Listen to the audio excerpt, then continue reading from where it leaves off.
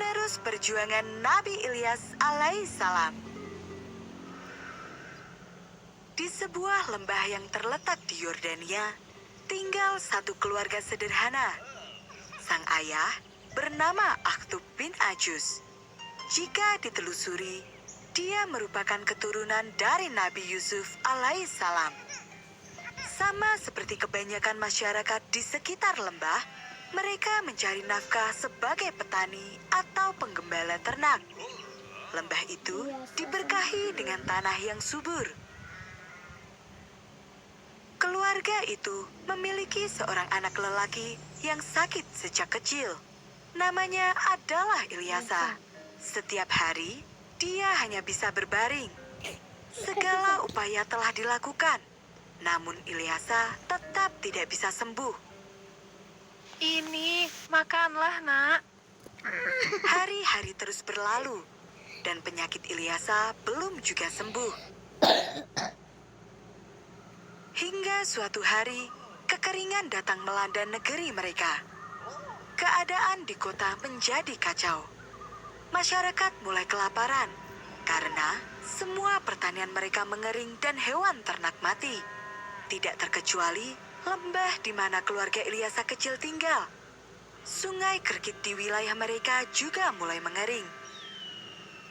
Ya Tuhan, kemana lagi kami harus mencari makan? Geli ya. Terdengar suara gaduh dari arah jalan besar.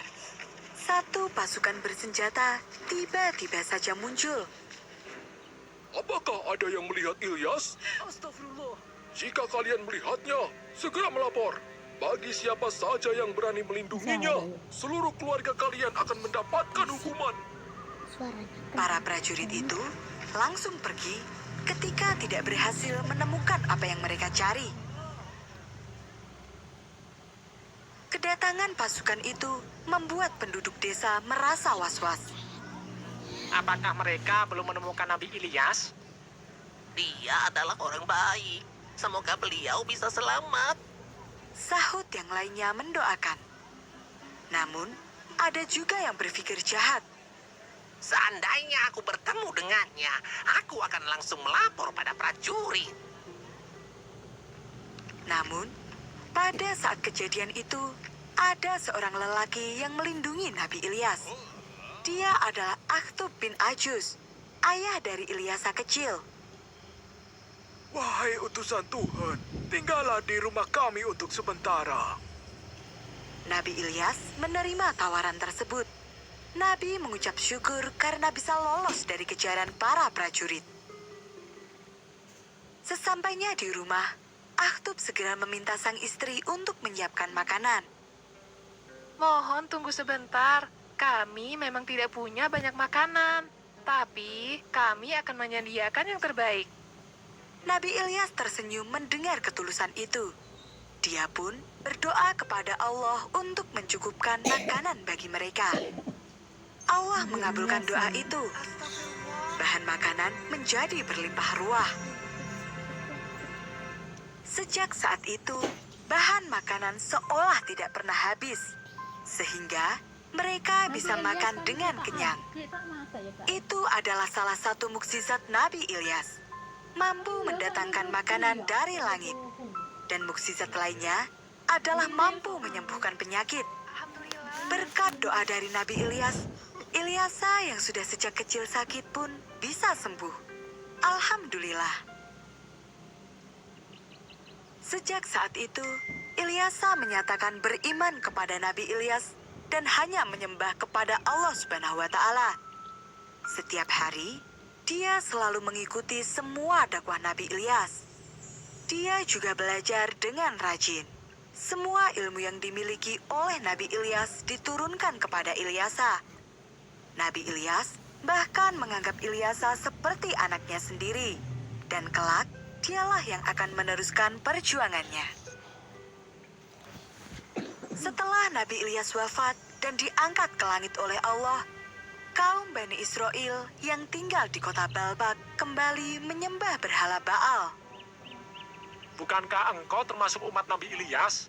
Bagaimana bisa engkau kembali menyembah Baal? Apa salah salahnya jika aku kembali pada agama nenek moyang? Kondisi masyarakat mulai kacau. Mereka yang kaya mulai bersikap semena-mena. Perjudian ada di mana-mana. Kekerasan serta perkelahian mulai terjadi setiap hari. Di tengah keadaan yang seperti itu, Allah mengangkat Nabi Ilyasa alaihissalam sebagai nabi serta rasul utusannya. Nabi Ilyasa berusaha menyadarkan kembali bahwa sesungguhnya mereka telah berbuat dosa besar. Sebagian besar dari mereka sudah benar-benar berpaling dari Allah.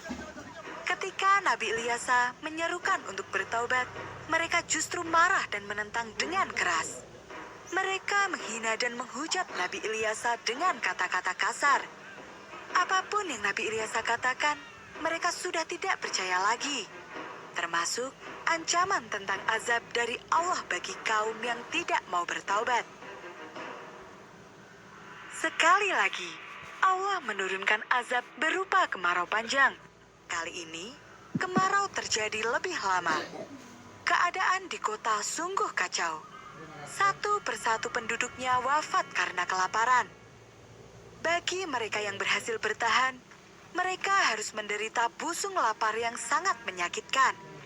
Badan mereka kurus, namun perut mereka membesar. Nabi Ilyasa membujuk kaumnya untuk bertaubat. Jika mereka bersungguh-sungguh, tentu Allah akan menerima taubat mereka. Karena Allah memang Maha Pengasih dan Maha Penyayang. Namun, hati mereka sudah tertutup. Hentikan dakwamu itu, atau kami akan menangkapmu. Nabi Ilyasa tetap bersabar. Dia berusaha membujuk satu demi satu kaumnya untuk bertaubat. Meskipun telah berjuang sekuat tenaga, kaumnya sama sekali tidak mau berubah. Nabi Ilyasa berdoa kepada Allah dan meminta petunjuk. Azab dari Allah sungguh pedih bagi hambanya yang tidak mau beriman.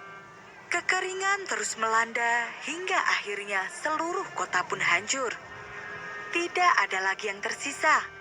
Hanya Nabi Ilyasa dan para pengikutnya saja yang masih bertahan. Nabi Ilyasa memutuskan untuk hijrah ke tempat yang lebih aman.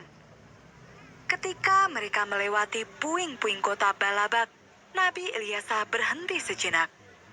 Dia menyampaikan kepada umatnya bahwa hukuman dari Allah itu nyata bagi mereka yang berdosa. Oleh karena itu, kuatkanlah iman dan perbanyaklah ibadah, agar senantiasa selamat di dunia dan akhirat. Setelah kejadian yang menimpa kota Balabak, Nabi Ilyasa terus berkeliling untuk berdakwah.